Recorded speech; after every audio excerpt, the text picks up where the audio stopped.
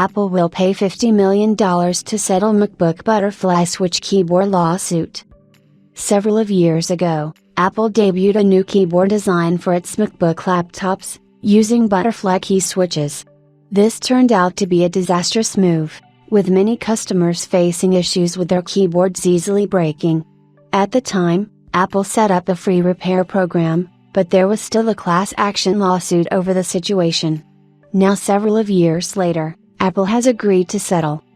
As reported by Reuters, Apple has agreed to a $50 million settlement in the butterfly switch keyboard class action lawsuit.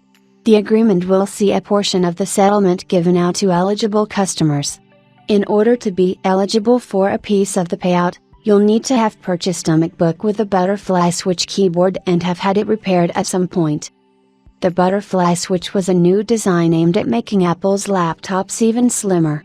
The first butterfly switch keyboards arrived in 2015, and it quickly became apparent that the smallest amount of dust could cause the switch to become unresponsive. Between 2015 and 2019, Apple tried to get its butterfly switches working properly across multiple generations of MacBooks. Eventually, Apple gave up and pivoted to a different design for MacBooks from 2020 and beyond. Estimated payouts from the settlement will vary considerably. If your MacBook only needed minimal repairs, such as a keycap replacement, then you'll be on the lower end of the scale, whereas customers who had to have the entire top half of the laptop replaced will get more. Payouts should range from $50 to just under $400. The butterfly switch keyboard design was perhaps Apple's biggest failure of the last decade.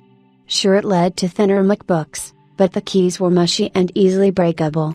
What's more surprising is that Apple persisted with this design for 4 years despite the constant complaints and clear issues.